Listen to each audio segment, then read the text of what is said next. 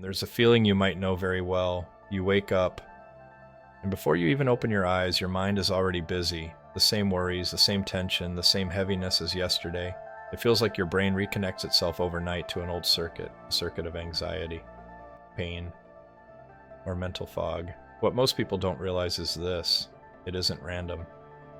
Neuroscience shows the first minutes after waking are the most programmable moments of your entire day.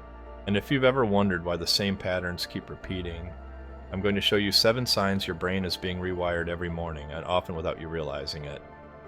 Sign 1. Your thoughts start before you're fully awake. Before you consciously decide to think, your mind is already running. The same unfinished conversations, the same worries from yesterday.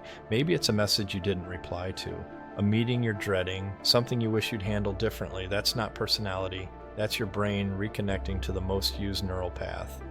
Sign 2.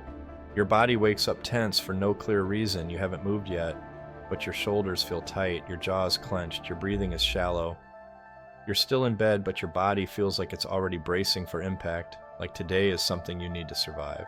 That's your nervous system entering protection mode before anything has actually happened. Sign 3. Anxiety appears before reason does. Nothing bad is happening yet, but something feels off, a subtle pressure in your chest, a heaviness you can't explain. Then your mind starts searching for reasons: money, work, relationships, the future. Anxiety doesn't start in thought, it starts in the body, and the mind follows.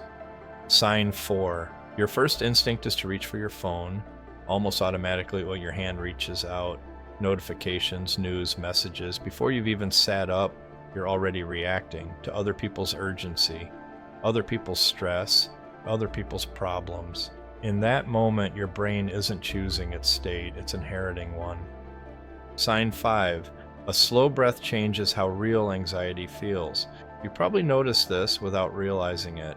One deep breath and something softens, not because your problems disappear, but because your body receives a different message. You're safe, and safety is where real change begins. Sign 6. Your mind rehearses the day before it happens. You imagine conversations before they happen. You replay how things might go wrong. You prepare for stress just in case. Your brain treats rehearsal as preparation. What you repeat internally, your nervous system prepares for externally. Sign 7. Identity changes faster than positive thinking. Positive thinking feels forced. It doesn't stick when you're tired or overwhelmed, but simple identity statements do. I am steady. I am clear. I am safe in my body. When you say them and feel them, especially with a small physical gesture like a hand on your chest, your nervous system listens. Why does this happen, and how do you control it? Let me explain. This happens because your brain is not designed to wake up fresh every day. It wakes up by continuing patterns. Whatever neural pathways were most active yesterday are the ones your brain reconnects to first, because familiarity saves energy. In the first minutes after waking, your brain is in a highly receptive state. The boundary between conscious thought and subconscious habit is thinner. At the same time, stress-related hormones begin to rise, not to harm you, but to prepare you for action. The problem is this: if your first thoughts are worry, tension, or anticipation, those signals get amplified. Your nervous system assumes they are important, so it reinforces them again and again until they feel automatic. But this is also where your control begins, because your brain doesn't care what it reinforces. It only reinforces what is present. So when you slow your breath, when you interrupt the first mental loop, and when you introduce a calm, grounded state, even briefly, you change what gets strengthened. You're no longer fighting anxiety later in the day.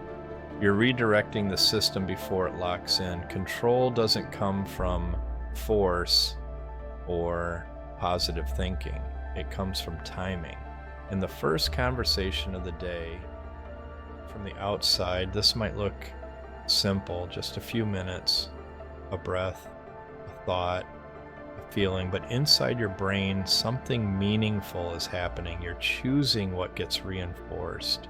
You're choosing what grows. You don't need to change your whole life.